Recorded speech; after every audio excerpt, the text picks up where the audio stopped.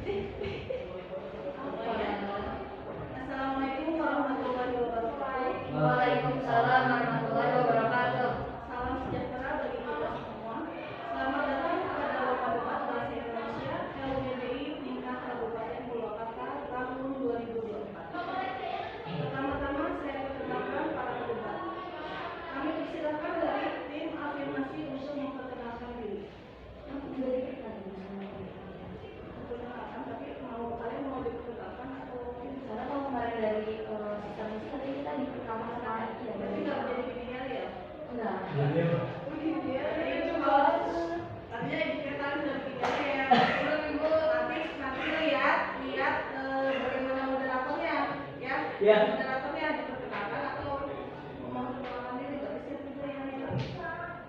Udah berarti perkenalkan ya. Iya, ketawa. Ulangi ya. Iya. Assalamualaikum warahmatullahi wabarakatuh. Waalaikumsalam warahmatullahi wabarakatuh. Salam sejahtera bagi kita semua. Selamat datang pada Lomba Debat Bahasa Indonesia LGBI tingkat Kabupaten Purwakarta tahun 2024. Pertama-tama, saya perkenalkan para pedebat dari tim afirmasi. Pembicara 1, Rameswari Putri Azmi. Pembicara 2 adalah Saudari Lintar Arsya Ramadan. Pembicara 3 adalah Saudara Radeko Pratama. Pembicara kesimpulan adalah Saudara Radeko Pratama. Berikutnya saya perkenalkan para pedebat tim oposisi. Pembicara pertama adalah Saudara Nandana Azhar Fakrullah. Pembicara kedua adalah Saudari Anissa Misericordia. Kemudian pembicara 3 adalah Saudara Muhammad Sultan Solahuddin. Bapak dan Ibu, sekarang saya perkenalkan Dewan Juri. Yang terhormat Bapak Asep. Yang terhormat Bapak Asep. Lupa Asep ya. Ada Pak Asep, ada Bu Head. Kalau yang final itu dari provinsi. Nah, ada provinsi. Hah? Yang debat yang juri dari katanya dari guru SMK. Sudah berpengalaman. Kalau yang finalnya dari provinsi.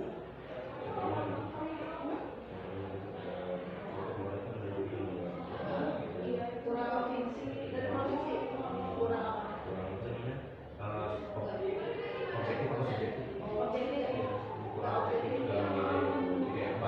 Hanya ini dan ambilnya dari SMK. Bapak dan Ibu, sekarang saya perkenalkan Dewan Juri. Yang terhormat Bapak Asal Sunarya sebagai juri. Mengatur aku adalah Saudari Vera Octaviani dan saya adalah pemimpin sidang, Saudari Yani Yuliani Jamila. Sebelum debat dimulai, saya menyampaikan peraturan perlombaan. Pidato substantif memiliki waktu maksimal 5 menit 20 detik untuk babak penyisihan. Satu ketukan diberikan setelah 1 menit untuk menandai waktu dapat melakukan interupsi dan satu ketukan diberikan setelah 2 menit untuk menandai sudah tidak dapat melakukan interupsi. 2 ketukan setelah 5 menit dan ketukan terus menerus setelah 5 menit 20 detik untuk menandai pidato substantif telah habis. Untuk pidato balasan atau kesimpulan disampaikan maksimal 3 menit. Satu ketukan diberikan setelah 2 menit untuk menandai waktu tersisa 1 menit. 2 ketukan setelah 3 menit dan ketukan terus menerus setelah 3 menit untuk menandai pidato balasan telah habis. Kami himbau kepada seluruh peserta untuk tidak melakukan aktivitas apapun yang dapat mengganggu jalannya sidang atau lomba. Mosi debat kali ini adalah kepemimpinan generasi muda lebih relevan dalam menghadapi tantangan masa kini. Hadirin sekalian, saya akan mengundang pembicara pertama dari tim afirmasi. Kami persilakan kepada Saudari Rameswari Putri Azmi untuk melakukan pidato substantif. Jadi lucu ya. Pidato substantif. Oh ya. Kenapa duduknya begini harusnya mulai dari 1, Satu. 2, 3. Oh ya. Lupa ya. Lupa ibu. Jadi kita sih. Tapi di posisinya kamu. Satu tengah. Satu tengah. Iya, Dua, provinsi. tiga. Emang bukan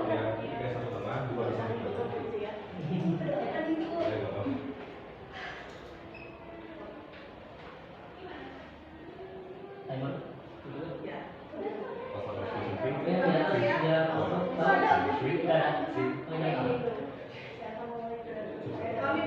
kepada saudari Profesori Putri Ajmi. Waktu mulai dari sekarang. Bismillahirrahmanirrahim. Assalamualaikum warahmatullahi wabarakatuh. Waalaikumsalam warahmatullahi wabarakatuh. Selamat pagi dan salam sejahtera untuk kita semuanya. Yang pertama, saya ucapkan terima kasih banyak kepada moderator sekaligus Dewan Juri yang terhormat karena telah memberikan kesempatan kepada saya untuk menyampaikan pidato substantif mengenai mosi perdebatan kita kali ini. Yang terhormat Bapak Dewan Juri, yang kami hormati moderator sekaligus timekeeper, dan tidak lupa rekan-rekan sekalian, yaitu tim afirmasi maupun tim oposisi yang saya banggakan. Baik, Dewan Juri yang terhormat, dalam mosi perdebatan kita kali ini yaitu kepemimpinan generasi muda lebih relevan dalam menghadapi tantangan masa kini. Baik, dengan ini kami menyatakan kami sangat setuju dengan mosi perdebatan kita kali ini. Sebelum memulai ke poin argumen-argumen kami mengenai mosi perdebatan kita kali ini, saya akan menyampaikan terlebih dahulu latar belakang mengapa mosi ini penting untuk kita bahas. Yang pertama, kita semua sepakat dan sekaligus kita semua tahu bahwa sekarang sedang marak-maraknya di era globalisasi, yang dimana teknologi sangat dibutuhkan di dalam dunia ini. Tentunya dengan adanya globalisasi tersebut atau modernisasi tersebut, tentunya akan kita mendapatkan tantangan yang lebih kompleks. Tentunya seperti contohnya di bidang teknologi, sosial, budaya, dan lain-lain sebagainya. Nah, contoh lain dari tantangan yang kompleks ini adalah perubahan iklim, disrupsi teknologi, ketidaksetaraan sosial, dan perubahan dinamika geopolitik. Nah, Dewan Juri yang terhormat, dengan adanya kepemimpinan dari generasi muda di era digital ini, pasti memiliki perspektif yang lebih luas dan lebih adaptif dan juga lebih mengetahui dengan isu-isu yang terjadi saat ini. Mereka lebih tahu dan relevan karena lebih akrab dengan isu-isu yang terbarukan. Baik, dengan ini saya akan memaparkan 4 poin utama kenapa kami mendukung mosi perdebatan kita kali ini. Poin yang pertama adalah terkait dengan pemahaman yang mendalam tentang teknologi.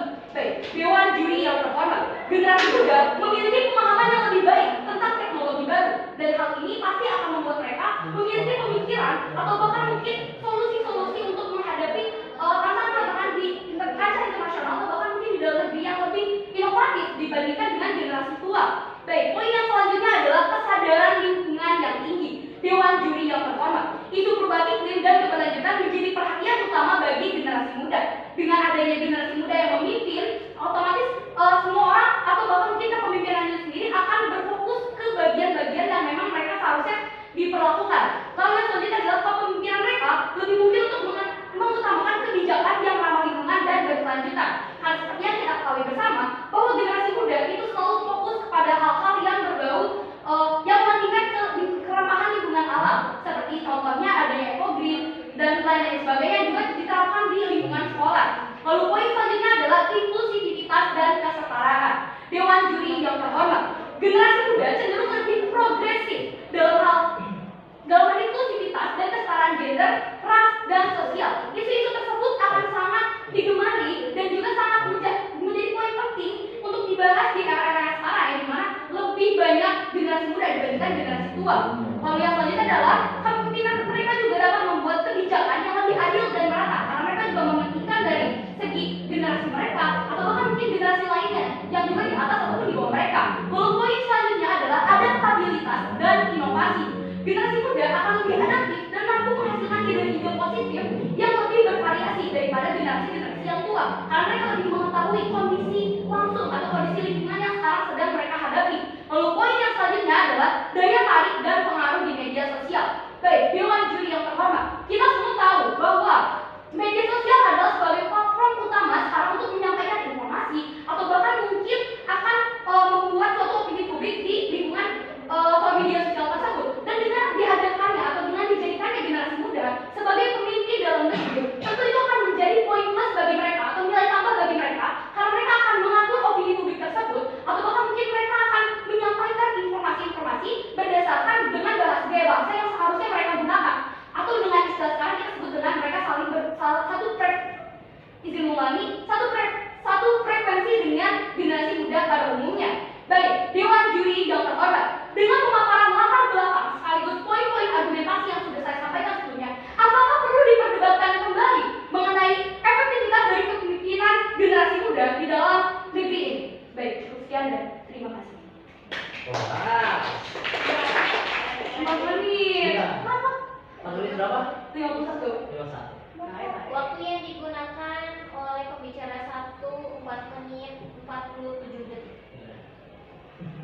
Tadi pasal kamu Masih kurang dikit ya. Kalau posisi kalian Tunggu. tiga. Nih, tunggu. Kalau kita 2 kali dulu 3 menit berarti 5 menit. Kasih banget. Terus aja kalau mau pada terus 2 kali. Ya, tapi kalau cuma enggak yang kerja itu.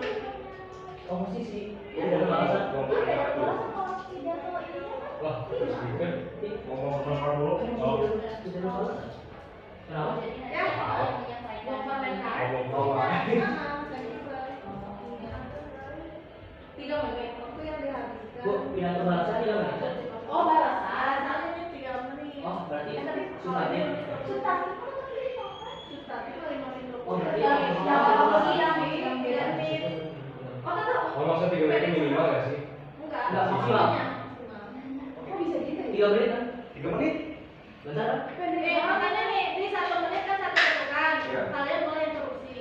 Nanti ketukan sekali lagi, berarti udah menit kedua. Tidak boleh interupsi lagi.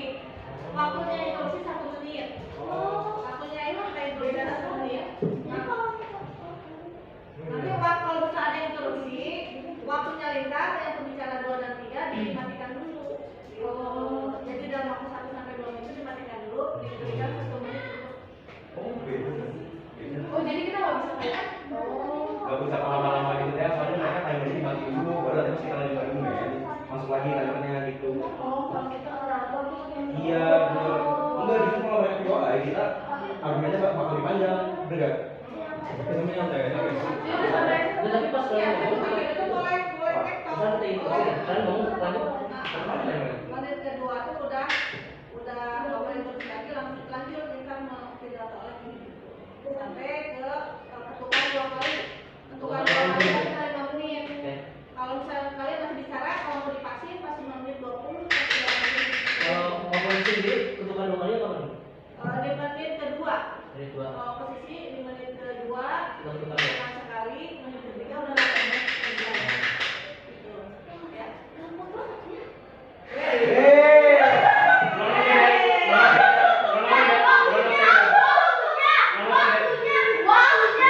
yang mau dia kan biasanya 7 Tapi kan mau yang 5 menit 20 atau 7 menit? 5 menit dulu.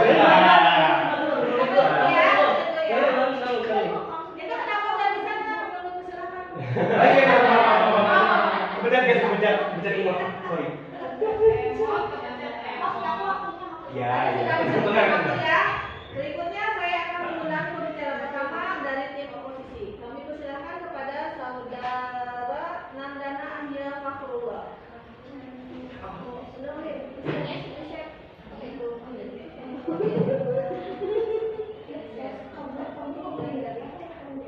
waktu mulai dari sekarang. Dalam musim perdebatan hari ini, kepemimpinan generasi muda lebih relevan dalam menghadapi tantangan masa kini. Kami sebagai pihak oposisi menentang penuh masih dalam perdebatan ini.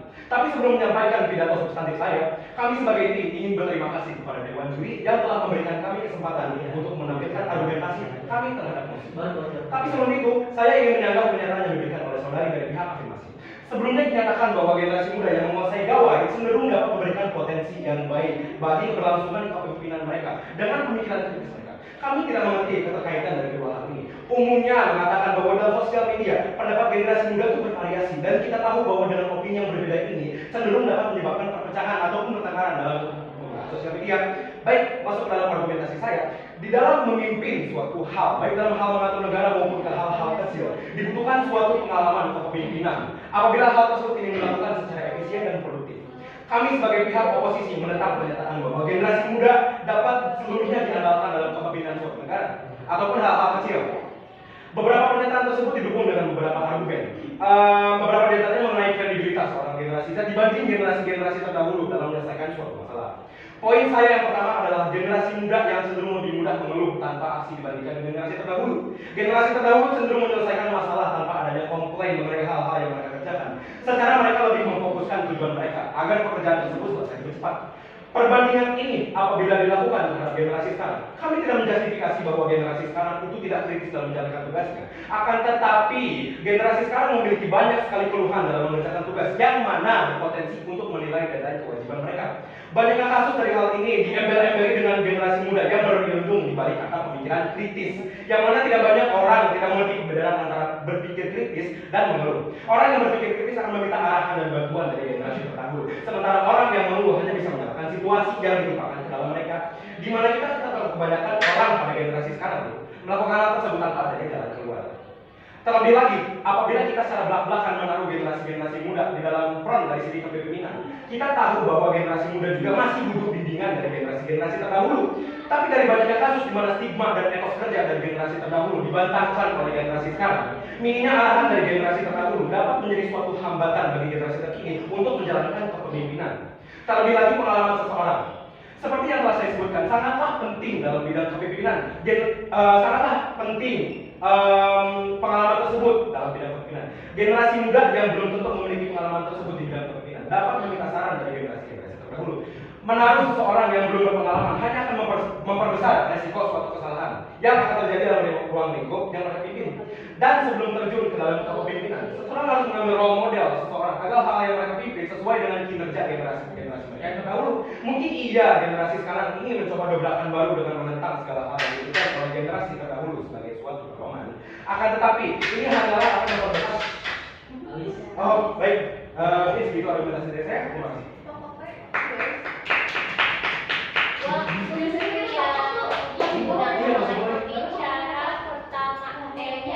Pertama dari tim oposisi 3 menit 8 detik.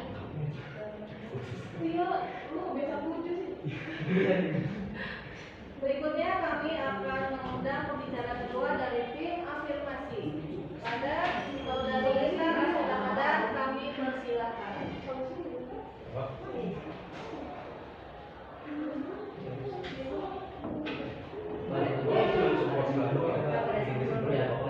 Kayak baru tahu kayak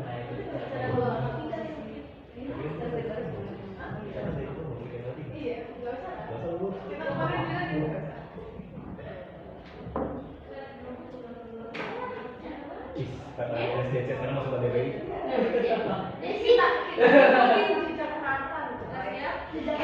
After my session, 3, 2, 1.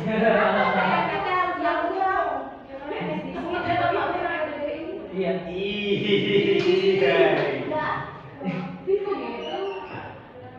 Ya, dimulai dari sekarang.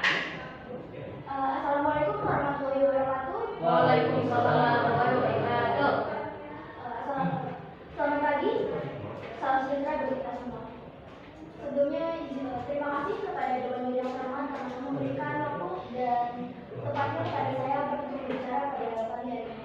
Sebelumnya yang terhormat Dewan Juri, moderator, rekan-rekan saya dari semua posisi dan informasi, serta hadirin yang berada di dalam ruang perdebatan pada hari ini. Sebelumnya izinkan saya untuk menyampaikan bela keberatan untuk pembicara pertama dari tim oposisi. Anda mengatakan kredibilitas. Apa yang dimaksud kredibilitas itu sendiri? Anda juga mengatakan bahwa generasi muda lebih gampang menurun, tapi ini dapat dibantahkan kembali dengan kejadian yang terjadi di bulan lalu, yaitu dibobolnya Kominfo. Bisa dilihat bagaimana reaksi dari Menteri Informasi terhadap kejadian tersebut. Dia tidak melakukan apapun terhadap kejadian tersebut dan hanya mengatakan tolong untuk para hacker, tolong jangan di-hack websitenya. Apakah itu termasuk melawan hacker?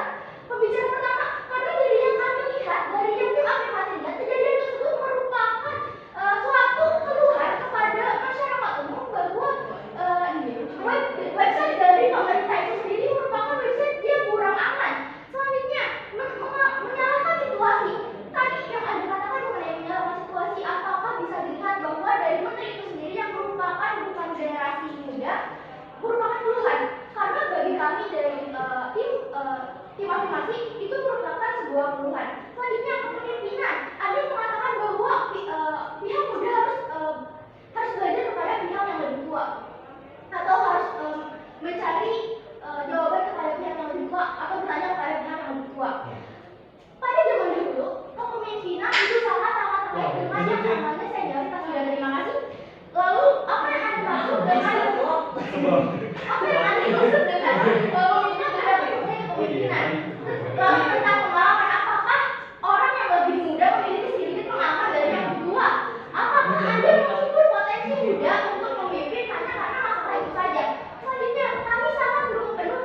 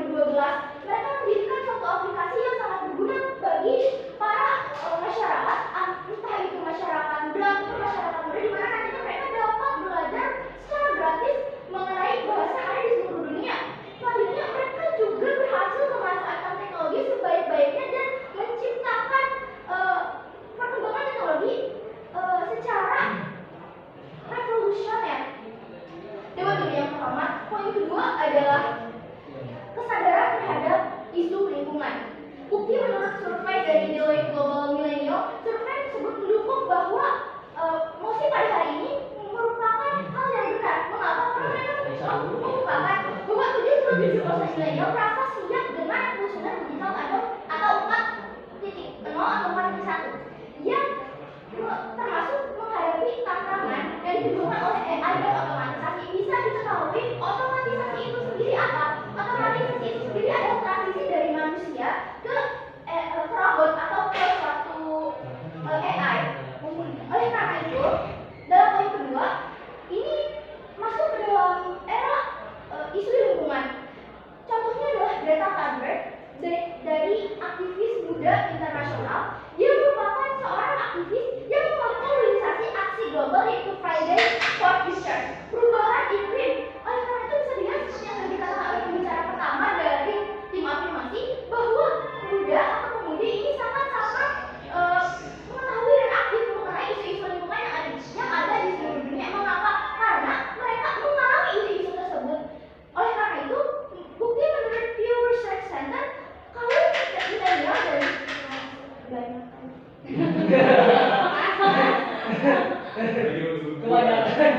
kebanyakan ya saya. Poinnya kebanyakan. Waktu yang digunakan oleh pembicara kedua dari tim afirmasi ekonomi 20 detik. Pas kita. Jadi gitu ya, tunggu ketukan kedua itu berarti kan 5 menit. Nanti kalau terus baru dari stop.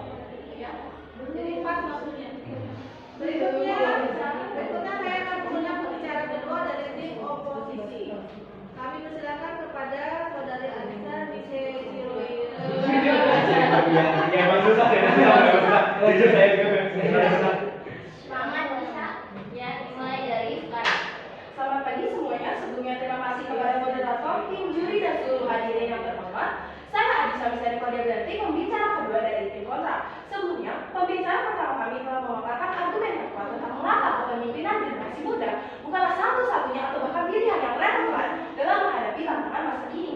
Tugas saya hari ini adalah memperkuat argumen tersebut dan menguraikan lebih lanjut poin-poin penting dan juga merespon argumen-argumen yang telah disampaikan oleh tim oposisi.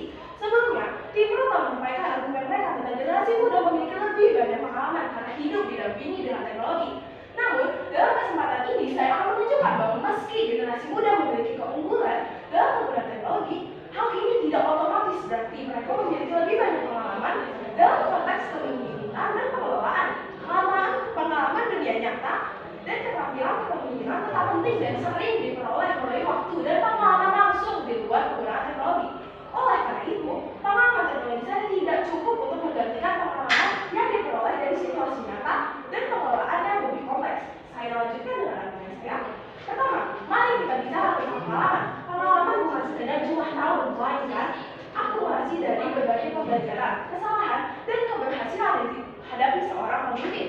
Pemimpin terdahulu atau bisa kita sebut yang lebih berpengalaman memiliki wawasan yang kaya dari pengalaman bertahun-tahun dalam memimpin berbagai situasi yang kompleks dan dinamis. Pengalaman ini memungkinkan mereka untuk mengenali pola-pola tertentu, mengantisipasi masalah, dan menawarkan solusi yang telah teruji oleh waktu. Misalnya, dalam menghadapi krisis ekonomi global atau ketidakstabilan politik, pemimpin yang lebih berpengalaman seringkali dapat mengandalkan pengalaman masa lalu untuk membuat keputusan yang tepat. Sementara, pemimpin muda mungkin masih harus belajar dari nol. Selanjutnya, kita perlu mempertimbangkan ketika stabilitas dan konsistensi dalam kepemimpinan.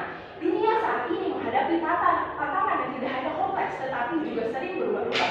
Dalam situasi seperti ini, kemampuan untuk tetap konsisten dan tidak terlalu oleh tekanan eksternal adalah kualitas yang sangat diperlukan oleh seorang pemimpin. Di sini, penting juga untuk menyoroti peran mentor dalam proses pembelajaran kepemimpinan. Pemimpin yang berpengalaman tersebut dapat berfungsi sebagai mentor bagi generasi muda, memberikan bimbingan yang tidak hanya berdasarkan teori, tetapi juga praktik nyata. Ini adalah proses pembelajaran yang tidak bisa diabaikan begitu saja, karena sejarah menunjukkan bahwa mereka yang tidak belajar dari terima kasih. Dia dari masa lalu tidak banyak. Oleh karena itu, relevansi kepemimpinan bukan hanya tentang siapa yang memimpin, tetapi juga bagaimana pemimpin tersebut dibimbing dan didukung oleh pengalaman masa lalu. Yunani mengalami krisis ekonomi parah mulai dari tahun 2010 yang disebabkan oleh utang yang sangat tinggi, defisit anggaran besar, dan ketidakstabilan ekonomi. Negara ini memerlukan intervensi internasional dan pengelolaan kebijakan yang cermat untuk memulihkan ekonominya. Pada saat krisis Yunani tidak terima kasih, Yunani dipimpin oleh soalnya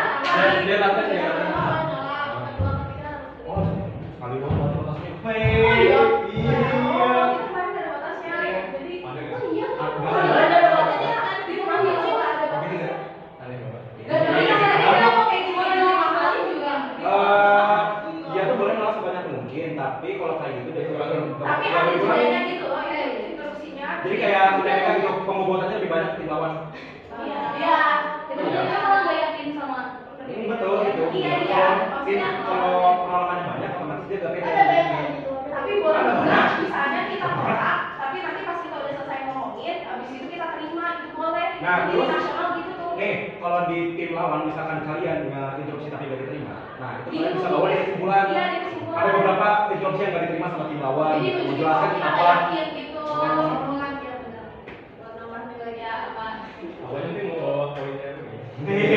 Boleh kaget. Tapi aku masih bingung mau interupsi. Kan katanya juga strateginya tadi kalau Iya. bicara satu. Aku udah ada itu kan. Cuma kasih argumennya kan, argumennya apa jadi udah Tapi selesai. kenapa nggak bisa ngejawab ya? Nggak apa-apa, nggak bisa jawab. Kan itu bukan kita. Ini bukan Kita kita. lanjutkan dengan argumen saya. Udah kali ditanya interupsi udah ya? Dijawab Apa pertanyaannya? Waktu yang digunakan oleh tim oposisi. Belum. Ini kan aku mau Udah, dari udah, interupsi. udah. mau dijawab. Iya, boleh. Oke.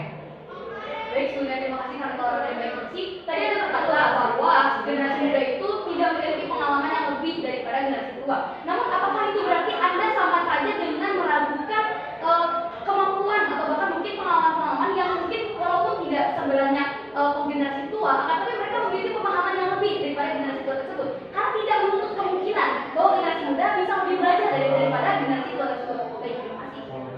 Oke, akan saya jawab. Tadi kan diulang kalau misalnya generasi muda mungkin saja menutup apa sih tadi? Bingung ya? Susah jujur. Kenapa gimana? Apa tadi kan generasi muda? Kayak nggak menutup kemungkinan. Yang menutup kemungkinan Karena kalau pengalamannya lebih banyak. bukan apa lebih paham dengan situasi yang ada walaupun pengalamannya belum terlalu banyak, tapi kan setiap tahun mereka emang lebih tahu dan lebih mendalami isu-isu tersebut itu walaupun pengalamannya belum sebanyak itu. Tapi kan kalau kayak gitu gak ikutan. Atau jawab itu. Iya, jangan jawab, Pak. Jangan jawab, Pak. Bukan ngobrol sama temen. Bukan, aku kira aku jawabnya B aja karena kan bukan di ininya. Soalnya sekarang pakai format sekarang. Jawab jangan kayak temen. Tapi ini kan Ya maaf ya, aduh tidak. izin minum lagi. Buat lanjut aja. Ya, Gue beneran muat gitu. Saya lanjutkan argumen saya. Pada saat krisis Yunani dipimpin oleh beberapa perdana menteri termasuk George Papadopoulos dan Alexis Tsipras. Alexis Tsipras yang terpilih sebagai perdana menteri pada tahun 2015 adalah seorang pemimpin muda berusia 40-an yang dikenal pemimpin tua yang berusia 40-an yang dikenal dengan karena platform politiknya yang fokus pada pengurangan utang dan reformasi radikal. Kasus ini menunjukkan bahwa kepemimpinan yang efektif dalam menghadapi tantangan besar tidak hanya bergantung pada semangat dan ide-ide baru, tetapi juga pada pengalaman mendalam dan keterampilan dalam menangani situasi yang kompleks. Dalam kesimpulannya, tim kami percaya bahwa kepemimpinan yang relevan tidak bisa hanya dilihat dari usia atau generasi. Ini tentang pengalaman, kebijaksanaan, stabilitas, dan kemampuan untuk berpikir jangka panjang.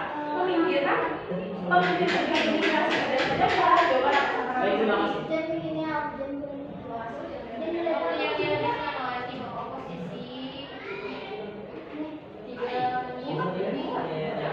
Biar kita jelas. tidak dibahas apa.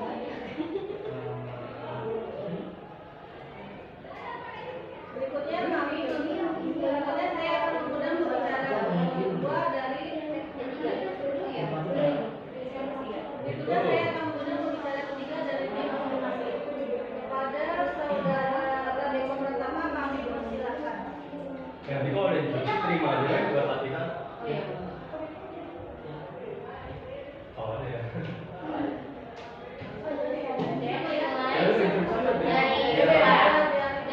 Belum. Minum dulu.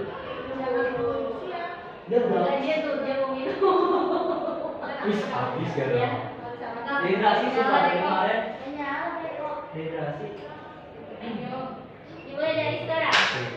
Baik, bismillahirrahmanirrahim. Assalamualaikum warahmatullahi wabarakatuh. Waalaikumsalam warahmatullahi wabarakatuh. Sebelumnya saya ucapkan terima kasih kepada moderator yang telah mengatur dan membawa perdebatan pada kesempatan kali ini. Dan saya ucapkan terima kasih kepada tim Piper serta saya ucapkan terima kasih kepada Dewan Juri yang telah memberikan nilai dan skor kepada kami pada lomba perdebatan pada kesempatan kali ini. Dan saya ucapkan terima kasih kepada panitia pelaksana lomba debat bahasa Indonesia yang telah mengatur dan merancang lomba debat bahasa Indonesia dari jauh-jauh hari dan merancang dari sebelumnya hingga saat ini dapat terlaksana.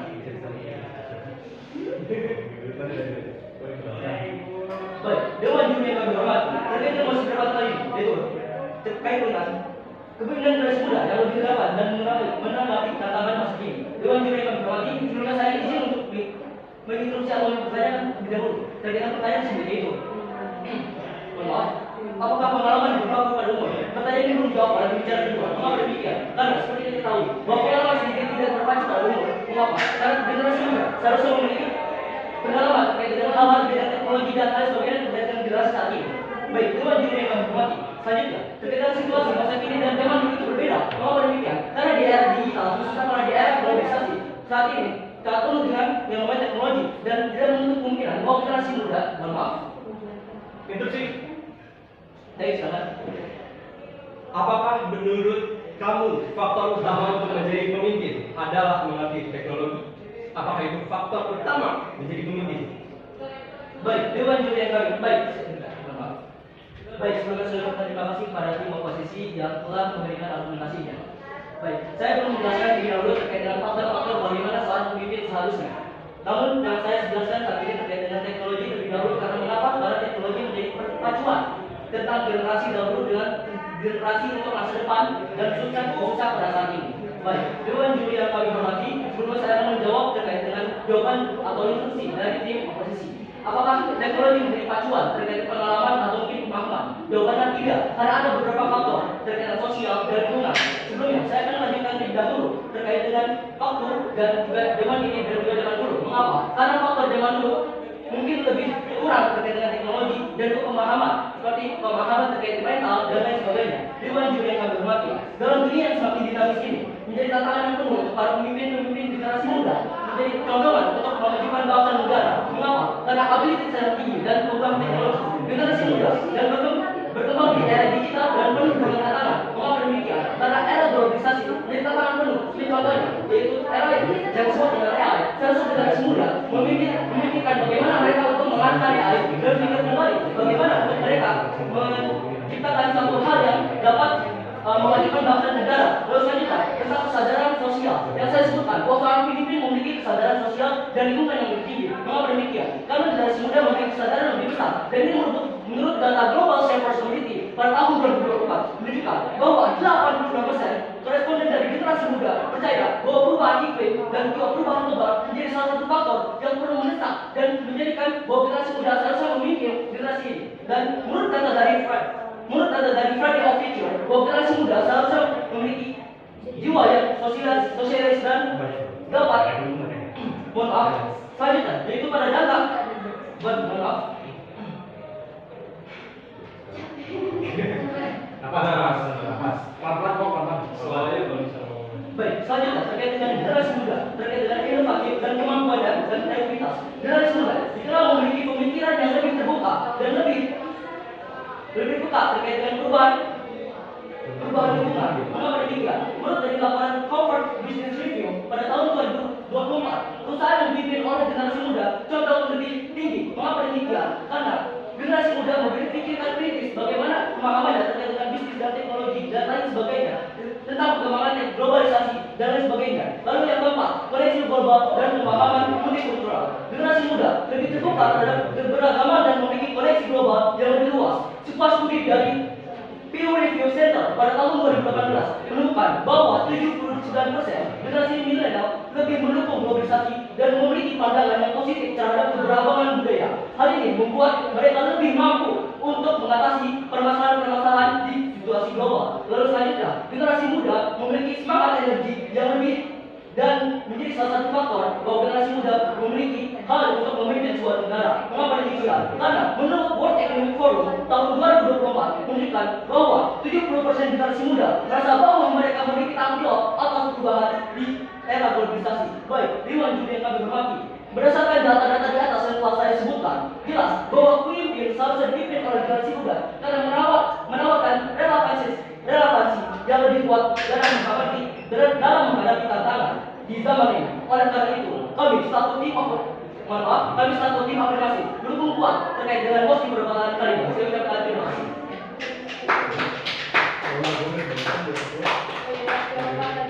Waktu yang digunakan oleh pembicara tiga dari afirmasi 5 menit 12 detik. nggak masih jiper tiba-tiba. Ini gara-gara apa ya? Overpower di suara sih kata dia. Iya. Lu tuh kencang tapi kencang cepat tapi kencang suara juga kalau dia kencang gitu. Jadi kalau misalkan ada pelan-pelan gitu. Lu Yang ngomongnya tadi kan ini nggak sih? Tadi kan udah tadi pernah udah ini kan ya. Ini Ayo kalau Iya. Iya, kalau satu. Iya, kalau satu topik sih gimana? Kalau kuat ya. Iya. dia terlalu pas. Sampai nanti apa? Iya. Harus cari style sih. Karena sebenarnya kalau denger ada yang ngomong kenceng terus cepat terus menggema itu emang intimidasi. Tapi itu bukan selalu yang terbaik. Nah itu. Nah yang terbaik itu nyampein poin intinya. Kalau bisa kayak gitu, it's okay. Tapi kalau nggak sama style sendiri sesuai dengan dia. Bisa mengatur nafas ya supaya nafasnya. Berikutnya saya akan mengajak pembicara. Berikutnya saya akan mengundang pembicara ketiga dari tim oposisi. Kami persilakan kepada Muhammad Faisal Salahuddin.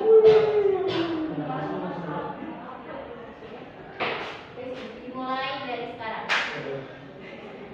Oke, selamat siang hadirin sekalian. Sebagai pembicara ketiga dari tim negatif, tugas saya adalah untuk mensupport poin-poin dari tim saya dan akan menguraikan lebih lanjut mengapa kepemimpinan generasi muda itu kurang relevan dalam menghadapi tantangan masa kini, terutama terkait dengan kurangnya pengalaman dan kredibilitas mereka.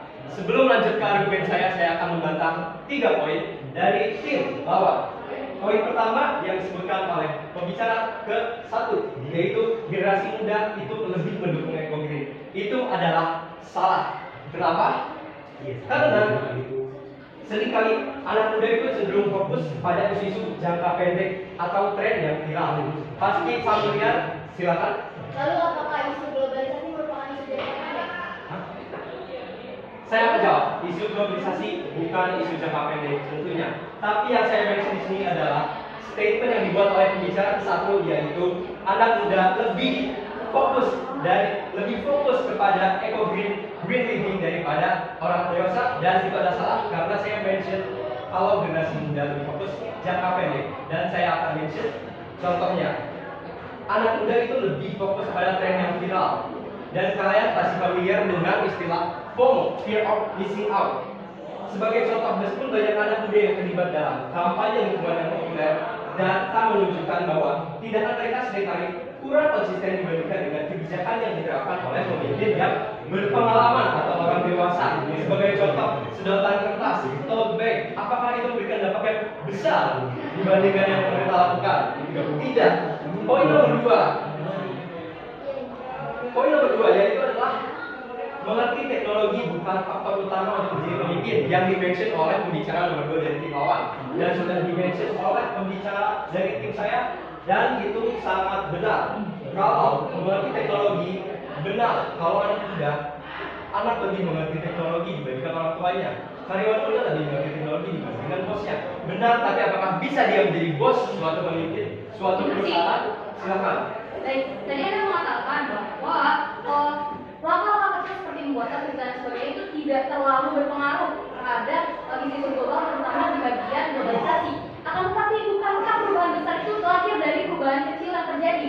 Dan dengan adanya itu, generasi muda itu lebih melek dan setidaknya mereka membuat perubahan walaupun sedikit. Lalu Anda juga tadi bilang bahwa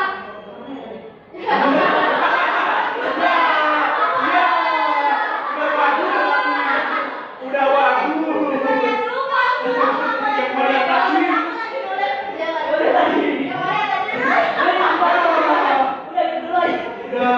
tadi? Udah bagus. tadi itu bahasa apa sih? Nyangkut di otak lah. Yang siapa ngomongin? Yang bos itu bukan kalian. Siapa yang ngomongin? Aku yang ngomongin apa siapa yang ngomongin? Iya. Tadi aku bahas. Dia juga.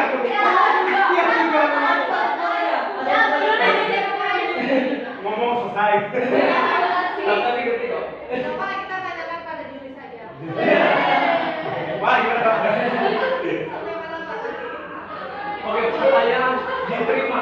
Tapi saya tidak membantah. Saya akan berterima kasih dan senang kalau anak muda melakukan hal-hal kecil. Tapi yang saya lakukan sebelumnya adalah saya membantah poin atau statement kalau anak muda itu lebih fokus di didik daripada orang dewasa.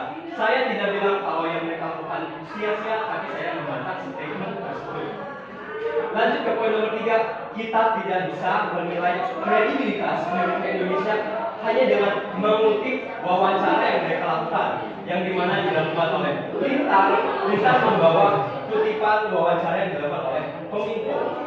Kita tidak tahu apa yang terjadi dalam gedung dan organisasian Kominfo, apa tindakan yang Kominfo ambil dan struktur anggota Kominfo. Mereka pasti punya anggota yang muda. Jadi kita tidak bisa menilai kredibilitas pemerintahan Indonesia menggunakan kutipan dari hanya wawancara saja. Oke, lanjut ke poin saya. Dengan kesimpulan semua keseluruhan meskipun anak muda seringkali terlihat lebih Bentar, kesimpulannya bentar. Apa? Waktu dulu yang disebutkan. Kesimpulan. Ini kesimpulan yang atau biasa atau ini Ya, kesimpulan keseluruhan. 3 menit 12. Langsung ya, langsung. Untuk Oposisi. debat, kami persilakan bicara balasan dari oposisi untuk menyampaikan pidato kesimpulan. Dimulai dari sekarang. Tidak perlu prolog dari kesimpulan. Oke, penonton, dewan juri sekalian, dan semua yang ada di sini, kita telah menyaksikan mosi perdebatan dari tim oposisi dan tim proposisi, yang dimana tim lawan mengutip-ngutip bukti dari wawancara yang telah mereka lakukan yang sebenarnya evidence sangat kurang dan bisa dibantah. Jadi dewan juri sekalian, dan kesimpulannya adalah secara keseluruhan, meskipun anak muda seringkali terlihat lebih peduli terhadap isu lingkungan, walaupun bisa juga mereka FOMO atau fear of missing out, pengalaman dan konsistensi yang lebih besar dari pemimpin yang lebih berpengalaman seringkali menghasilkan kebijakan lingkungan yang efektif dan berkelanjutan. Dewan juri sekalian, kami harap dewan juri memikirkan dengan baik dengan matang, dan kami yakin kalau tim kami mempresentasikan mosi kami lebih baik. Terima kasih. Wassalamualaikum warahmatullahi wabarakatuh. Kita nggak bisa diambil. Sekarang kami persilakan anak muda.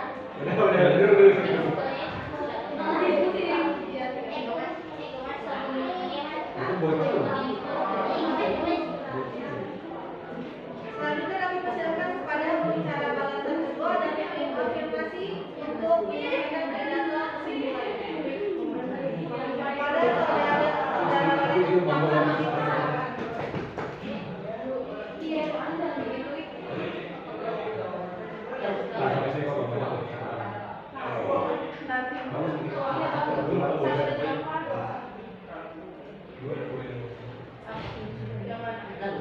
Kemarin waktu SD itu dilihat semua orang pidato. Ya, Vino. Final semi. Guru-guru pada nonton, tadi sama Vino. Apa sih nonton? Oh, gitu kan, gitu kan. Oh, itu yang Apa sih? Iya. yang semifinal boleh ditonton semua orang, tapi kan semifinal dibagi dua, jadi nggak banyak banget. Tapi kalau final semuanya itu harus nonton. Wah, gitu saya. Iya, pasti. Hahaha. Yang nonton semi. Kalau bos kemarin mana? Itu Yang kabupaten. kabupaten kita online, jadi kita tuh nggak bisa main jadi ada dua, ada empat ya. Jadi kayak pidato, Ada itu, iya. jadi palingan balas-balasannya di pidato. Jadi kalau ada banyak penonton, jadi penonton ya. Jadi gue kayak sama. Sama dia kamu. Jadi tugas kalian itu pasti ngeyakinin juri, penonton satu orang. Terus dia solusi di compare gitu. Di compare solusi yang paling bagus, efisien, cepat. Kalau di sana, iya di mana? Itu kalau Iya, final. final semifinal juga. Nonton deh. Jadi Bang. Ini berapa jam? Iya, ini kalau beneran ada kayak kesungan juga ngomongin itu seru banget. Yang kamu lihat Iya, seru banget. Iya, aku kan nanti ya. Keluar ke media.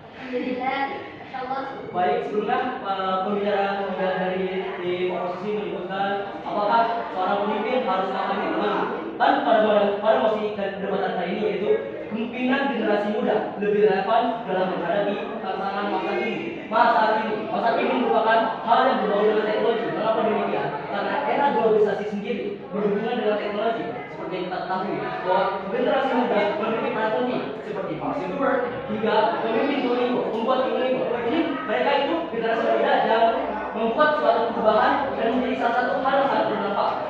Dewan yang kami hormati, telah sampailah saya akan memberikan beberapa kesimpulan terkait dengan apa yang telah dibicarakan. Baik, dalam dunia yang semakin dinamis ini, seperti kita ketahui banyak sekali tantangan-tantangan yang perlu dihadapi khususnya seorang pemimpin bangsa dan negara.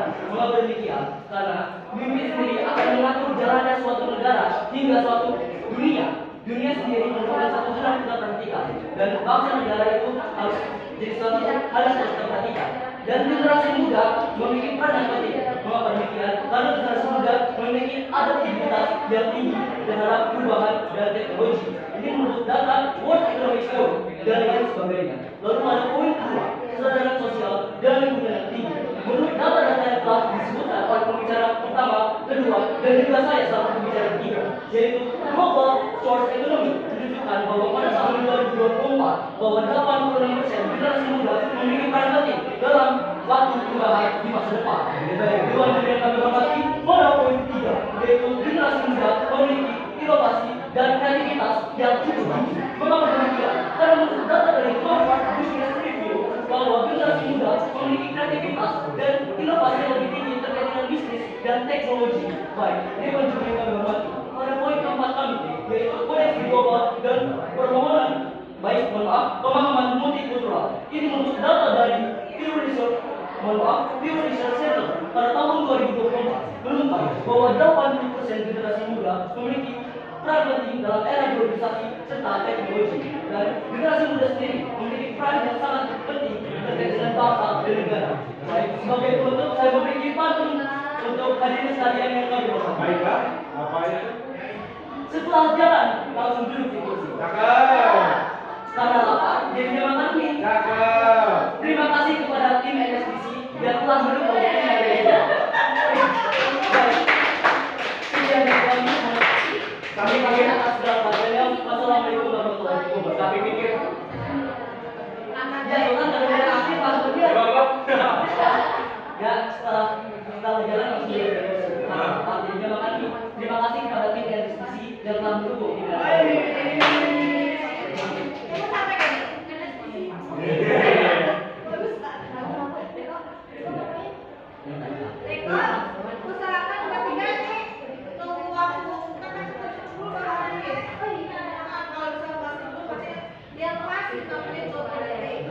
Dan sama itu lebih lama. Kalau salah, tapi saya itu baru 3 menit.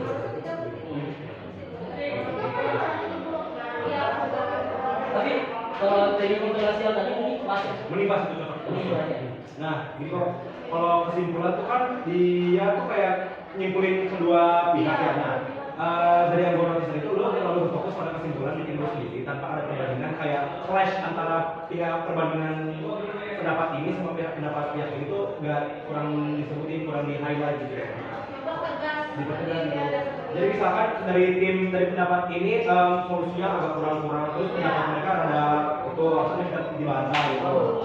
Oh iya yang banget Ya. Dari data sama solusi itu bagus, cuma tadi tambahin perbandingan sama Banyak sama tim lawan. Ya. Yang kesimpulan dan itu apa? Kenapa solusi tim kami itu lebih efektif dibandingkan solusi tim lawan gitu? Nah, itu apa?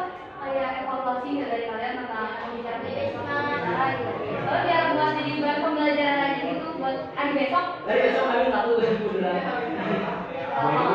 Boleh juga. Enggak, hari sekolah. Anda ya, Anda. Besok aku tuh pengen bawa tujuan tapi kalau udah nonton kan dicampe kemarin. Oh, kamu mau main jalan-jalan? Ya. Iya. Support di gedung kreatif. Yang samping semangka. Spensa. Mau. Boleh.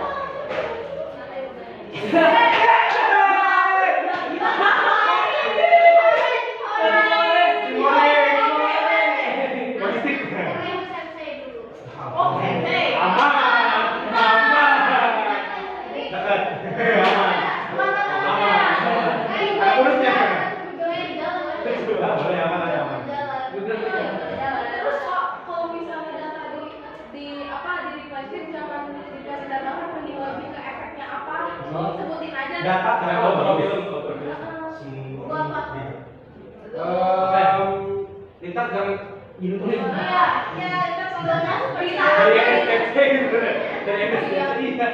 Lu mau menghindari eye contact ya? enggak, jadi bingung ini loh kan gue nulisnya kayak gini ya seakan-akan. Nah, iya, kalau ngaturnya ini. Iya, nah, tadi yang mana ya? kalau kemarin aku pas di provinsi, jadi kan aku ada kelas yang gini, nanti diambil satu, nanti dibalik satu, jadi ada dinomorin aja. Oh iya sih nomor Dinomorin kertasnya juga dinomorin biar gak ketukar. Atau enggak? Aku kemarin juga ada yang ketukar sama sendiri Iya. kayak bundar sendiri. Kalau aku sih juga soalnya gue nulis di sini, Iya. tapi barisnya itu loh kayak Iya. kadang gue baca di sini, terus mau turun ke bawah, tapi gue nggak baca di sini. Beratnya harus bisa Oke. Kalau dari segi Kemarin aku penulisan, kayak gini juga. kalau dari segi penulisan, ini bisa dimanfaatkan sama baik. Soalnya waktu kemarin tuh rata-rata mereka isinya serat sama Iya, bawah. mereka nyampe bawah. Serat sama bawah. Iya, gitu. bener kayak nulis kayak sain cerpen di Benar, bawah. sampai terus mereka tuh kertasnya sampai 1, 2, 3, pokoknya apa? Iya, nggak dipakai begitu. 30 menit mereka udah Oh, mereka juga sambil jalan menulis. Iya, jadi kalau di provinsi, jadi kan chambernya tuh dikasih taunya pas kayak pas Bagian di masuk. aula, iya. Dan kita tuh sambil jalan itu sambil case building. Jadi maksudnya udah dikasih bisa, kita kontra Suatu oposisi. waktu, iya Di waktu jadi kita dulu kita harus nyari ruangannya, naik tangga. 30 menit pembangunan musik itu mereka sambil nyari ruangan gitu. Belum semifinal naik 3 lantai. Asli, Dia bahas soal instruksi, kalau udah waktunya kalian instruksi lawan, Nah, jadi itu asli iya. asli itu asal Meskipun ragu kan belum tentu mereka ngambil juga. Betul. oh, Nah itu tadi. Itu tadi. Kalau mereka nggak ngambil bawa kesimpulan gitu. Itu Iya, sih. bawa kesimpulan. Jadi itu nunjukin kalau mereka tuh gak yakin sama Nah. apa yang mereka omongin gitu. instruksi sampai mereka harus ngambil, walaupun mereka kayak no thank you, harus sampai terima. Yang harus kesimpulan sih gitu. Itu tuh banyak level nih. Kalau di sana tadi instruksi, flash, instruksi sama flash sama perbandingan kita dulu. Iya, iya. Itu perbandingan itu banget. Soalnya kemarin itu kita kan dievaluasi. Jadi setiap kita datang kita dievaluasi sama yang jurinya ya. Selalu pasti mereka bawa ini perbandingannya rada kurang, perbandingannya rada ini. Jadi sama buat apa kan? Iya sih. Udah lama sih harusnya. Tadi waktu aja. Ada time sih. Oh iya itu time. Ini banyak definisi. Jadi kan ada posisi yang ada susah ya. Maksudnya kayak gak belum Rancu, terdefinisi. rancu, Iya. rancu. Jadi tuh definisiin apa apa Set kotak-kotak set batas gitu, set batas. juga. Gitu. Soalnya aku tuh merasa kayak belakangan ini tuh mosinya tuh yang gak harus ada definisinya gitu gitu loh. Karena mosi itu kan bisa semua paham dengan langsung gitu kan. Gak ada kalimat atau kata-kata baru yang harus didefinisikan ulang gitu. Aku mikirnya gitu. Nah, kalau pembicara satu B, itu kan emang pembuka nih ya. Kalau pembuka dia kalau bisa ada gambaran gitu kan, misalkan di dalam dunia di mana kami sebagai tim afirmasi itu nah gitu. Kami sebagai tim afirmasi sangat mendukung apabila ada kasih alasan. Terus kurang pendapat alasan terus kenapa mosi ini tuh didukung gitu loh. Terus apa lagi ya?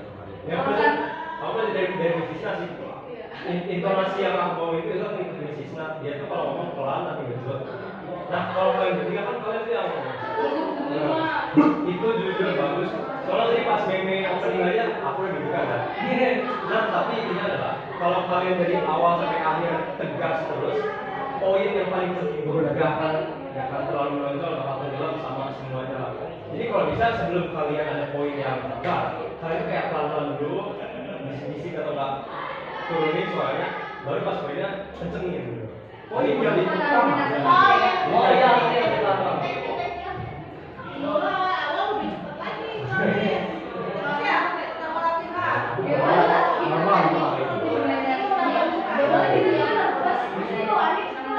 Bawah sempat tegang gitu, tegang jadi makin kenceng suaranya. Terus makin akhir udah tahu pace-nya kayak gimana. Dari intonasi sama ekspresi suara. Iya. Body language juga bro. Body language. Jangan jangan gini terus. Tidak boleh. Tidak boleh. Tapi kita harus tetap di kalau misalnya dari podium ya, pas di podium tetap atau bisa kan Bisa. presentasi ya. Bisa. Nggak boleh. Nggak boleh. Kamu lihat video itu dia tuh kayak jalan-jalan gitu loh. Tapi kok kita nggak boleh? Nggak boleh. Nggak boleh. Nggak boleh jalan-jalan. Ini kalau lagi. Itu yang terlihat kurang. Harus di borgol lagi ya. Gini, Ke meja. bagi yang mau interupsi ada plus poin kalau misalkan kalian nawarin interupsi. Jadi misalkan sebelum masuk ke argumentasi, sebelumnya ada yang mau menginterupsi, itu jadi plus poin. Kalau kalian pede sama pertanyaan senang Iya, mau gitu. kalian kalian sama argumen kalian pada saat berbicara. Jadi sebelum masuk kan perkenalan nih, set. Sebelum masuk ke argumentasi saya, apakah ada yang ingin menginterupsi saya? Gitu. Kayak Tadi kan pede habis Iya, gitu. iya, iya, Kan iya. final kemarin kayak gitu. Banyak kayak gitu. Interaksi, bener. Berat, asli berat. Baik, gitu bisa kayak Tapi itu lawan kasus ada yang mau interupsi. Iya gitu ya. Tanya dikit. Sedikit. kalau nggak bisa ngajak itu masih. Iya, gitu. Tiba-tiba interupsi susah. Iya, makanya takutnya itu. Terus kalau diinterupsi beda, jadi gue kata Cece pas gua dulu lu kayak jiban ya. Nah itu emang itu jadi bikin bingung, tapi kalau bingung banget kalian bisa apa ya? Bisa saya jawab nanti saat menyampaikan. Karena soalnya sebenarnya pertanyaan gua tuh terjawab sama lu di emosi lu. Jadi Ya di pas ini kan. ya, tapi semuanya udah harus dari awal. Padahal kalau lu bilang pertanyaannya akan terjawab di masa saya. Tapi walaupun lo nggak tahu jawabannya, pas lo menyampaikan emosi itu ada kepikiran. Karena kan pas lo menyampaikan emosi lo kayak ya sekian kan dari poin-poin lo yang banyak itu, dan itu kan kepikiran jawabannya dulu. Itu trik kalau gimana kalau menurut lo?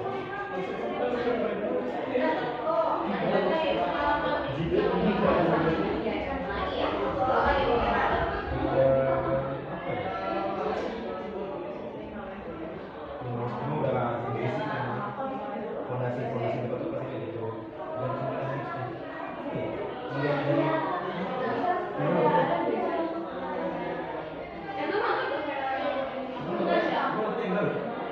mulai dari kalimantan nggak?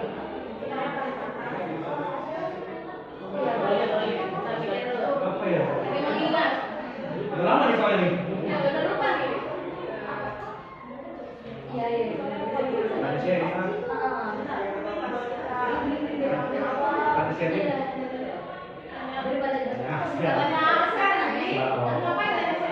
Sharing itu, aku baru pertama kali.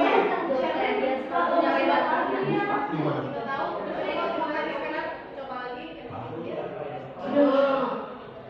Kalau tujuannya kayak gitu.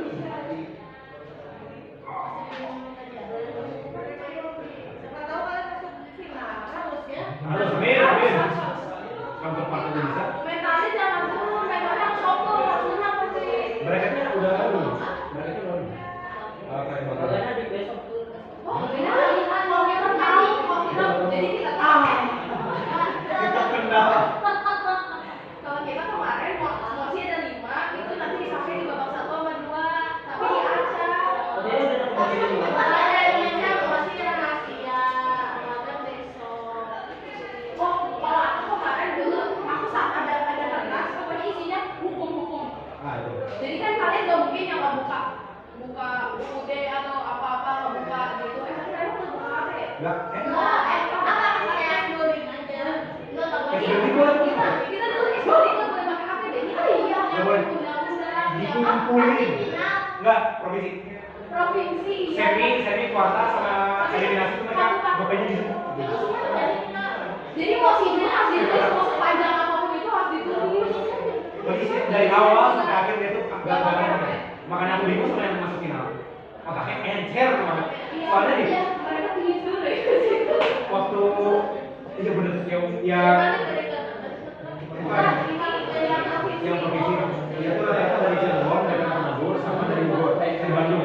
Bandung itu kalau nggak salah yang swasta 2 sama 1 independen school. Itu bangsa